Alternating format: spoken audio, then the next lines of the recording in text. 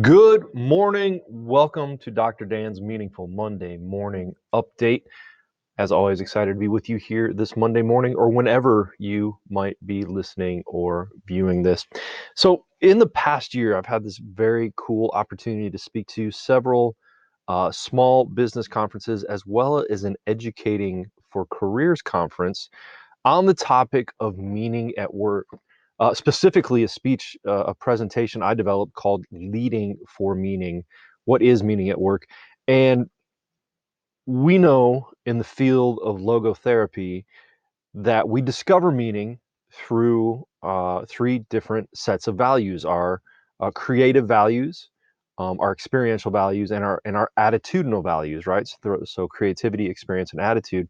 And work, which many of us spend anywhere from 8 to 10 to 12 hours a day or more, 5 or 6 days a week. Work is a great opportunity to discover meaning. And in discovering meaning at work, it helps us to lead more meaningful lives, healthier, happier, more purposeful, and more productive lives. So I wanted to share with you just one small component of that particular presentation and talk to you a little bit about the idea that, if you're a small business owner or a manager or supervisor or any kind of leader in a business, these are the things you should be offering your employees if you want to retain good employees and keep good talent around you and develop employee retention as well as an overall culture of organizational health. And if you're an employee, if you work on a line or in a service, you're in manufacturing or some kind of personal service industry, these are the things you should be looking for in the work that you do. These are the things you should ask your company, your business, your corporation in a respectful kind of way, something that you and your leaders and managers and supervisors can work with together. And by engaging these few different ideas, you create a different kind of culture, a more meaning-based culture.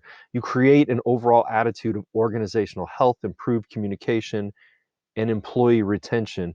And in the times we live right now, from what I've heard and experienced, we are facing a labor shortage. Not enough people, not enough hardworking people want to be at work. And if you're one of those hardworking people, you should be able to ask this of the business you work for. And if you run a business or you're a manager or leader in a business and you want to keep talented, hardworking people, these are just a few of the ways that you can do it.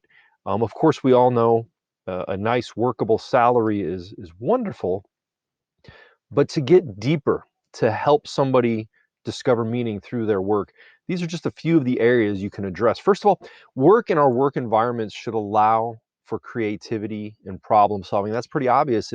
If we are able to discover meaning through creativity, if we can express that creativity, if we can take suggestions and problem solving solutions to somebody higher up in the chain, it allows individuals to feel as though, first of all, that they're being heard, but they are engaging that creative attitude and able to discover some kind of meaning in that. We should be able to engage in work that allows us to give. And that can be a more difficult question that requires some um, deep consideration on the part of the business, of the corporation, and the individual. What does it mean to give? Who are we giving to? If you're in some kind of production or manufacturing, who is it that you're serving? And this could be an internal person that you're serving or working with or giving to, or of course, it could be external as well. We should be able to engage in work that offers new experiences, opportunities to grow and evolve. We spend a significant majority of our lives in work and labor, and it should be an opportunity to experience and an opportunity to grow and change and develop as a person, as an employee, as a leader. We can engage in work that gives us a chance to interact with others in meaningful ways. One of the core principles is logotherapy. Really, any current research on overall positive mental health says that socializing in healthy and meaningful ways only improves our mental health. And improving our mental health in a business, you improve employee loyalty and create improved retention. We should work in a place that is, or in an opportunity that is of service to our family and our community and our society.